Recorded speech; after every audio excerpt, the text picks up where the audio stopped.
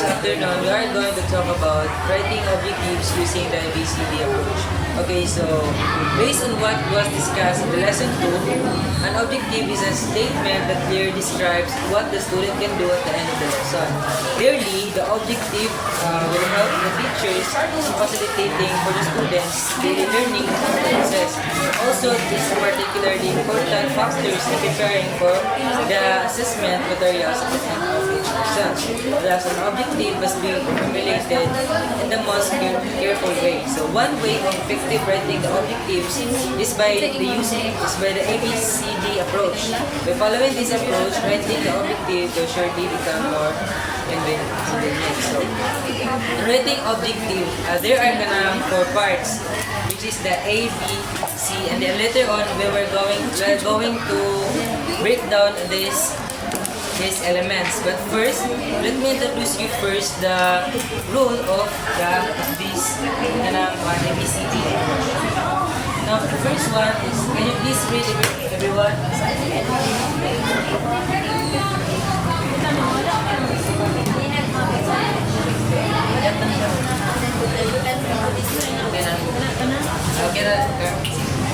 Okay, everyone please read the objective.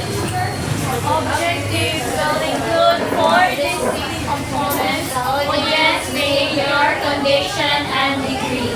Objectives must be observable and measurable to be effective.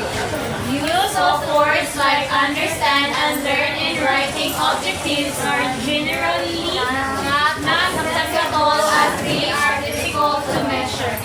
Written objectives are a vital part of instructional design because they provide the roadmap for designing and delivering curriculum. The objective does not have to be written in this order ABCD, but it should contain all of its elements.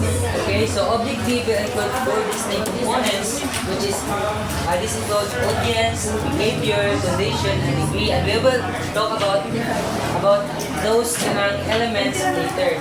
And this objective must be both observable and measurable to be effective. It is important to make your objective observable and measurable to be effective, because if you write an objective, if it is not observable and it is not measurable, your student will surely not understand your objective, and it is useless.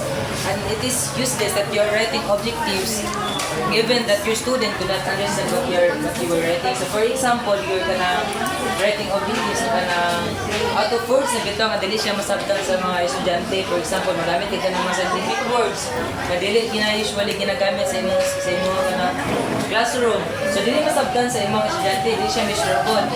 Then for example, pag ang imong objectives is mingan ka dito nga the student will be able to learn about planets. Niya, wala pa sila bitaw prior idea about that planets. Ano nga, kinahanglan yung mga gamit ka imong gamiton ng observable and measurable sa pagbuhat o kanang objectives. And the next is use of words like understand and learn in writing objectives are generally not acceptable as they are difficult to measure. In using words po, you need to choose the words that are pwede siya magamit sa tanang that is applicable to everyone, to any of your students. Gamit ka ng words bitaw ka na ginagamit usually diri sa room. For example, tudlo kang elementary students and they were not be able to understand English. Of course, your objective should be suitable to their language that they are using in order them to understand your objectives.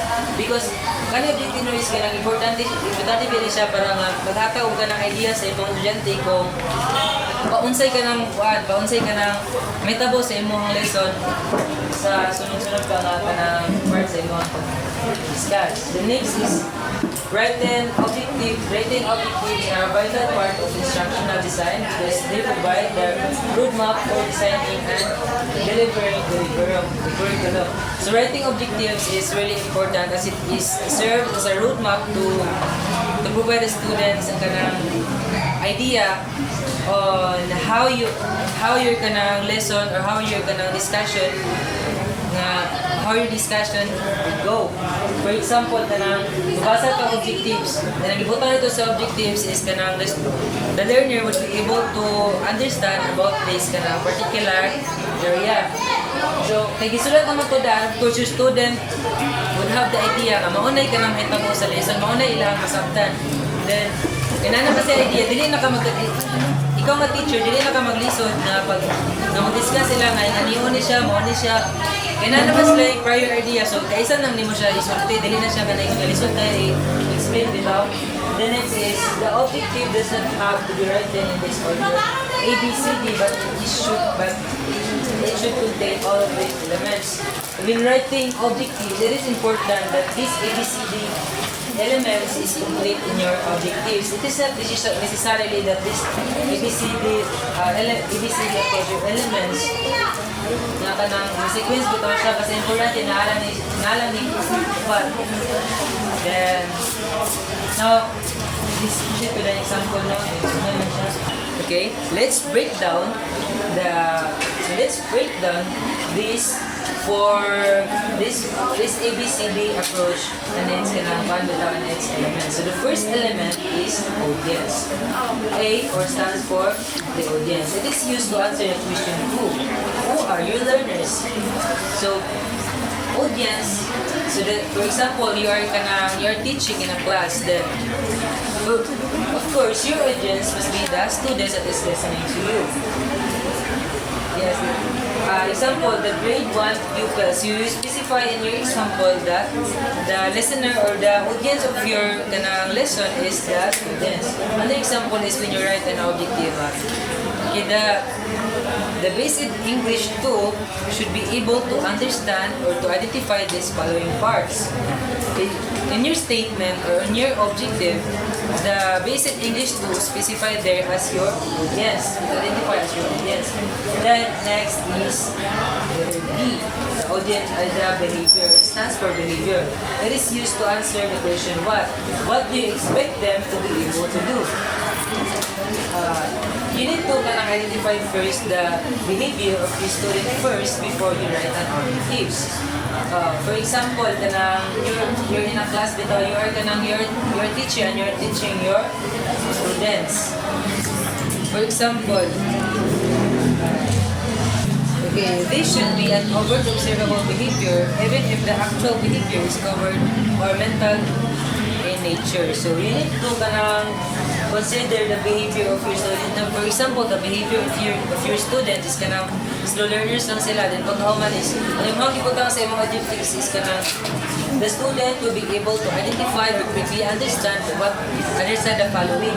Pero ikahinay man sila huwag learning process.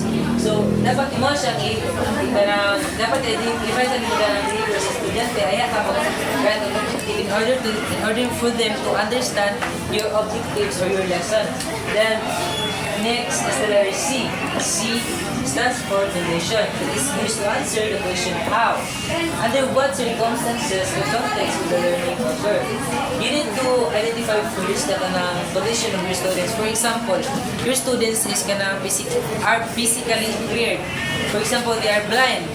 They cannot see anything. But in your objectives, you say that the students or the learners would be able to understand, to see the differences of these particular things. As what you said there, they will be able to see the differences, but they are blind, so they can see the differences. So you need to identify first there. You need to consider the condition first before you make an objective. So dapat mo silang i-consider. Kaya para dili mahimong useless ang imong objectives. Then the last one is letter D, which stands for degree. It is used to answer the question how much will be accomplished, how will be the behavior need to be performed, and to what level.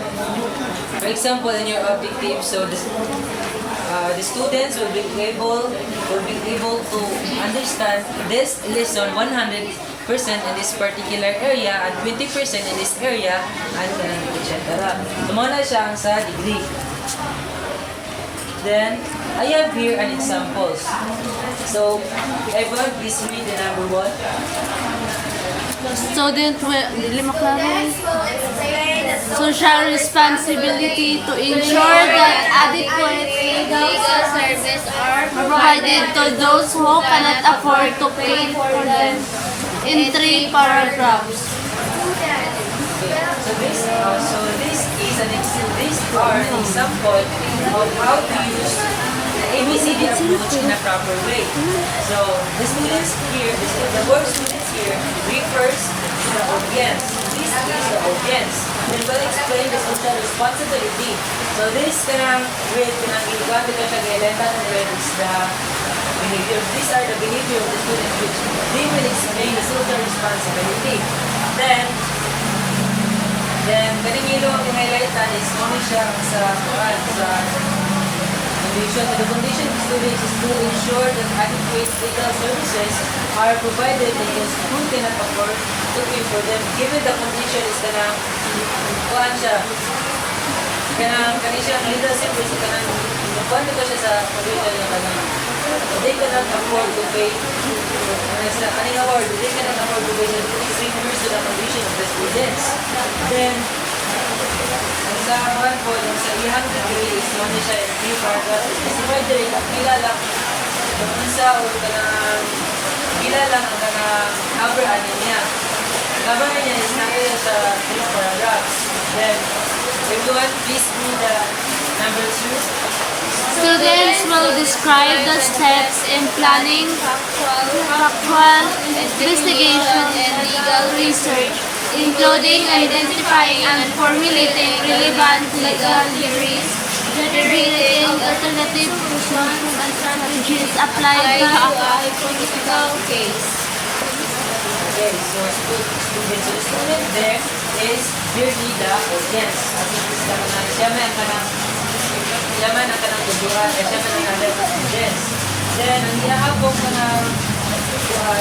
iyang condition is the student will describe the step in planning factual investigation and legal research. And then, ang iyahang degree, so it is used to used to answer the question how much will be accomplished. Then, one is including identifying and formulating relevant legal theories, relating activities, solution and strategies. So, wala na ako ang cover sa iya. Then, ang ganitong hearing step niya is only siya ang iyahang behavior. So, the behavior is applied to a hypothetical case.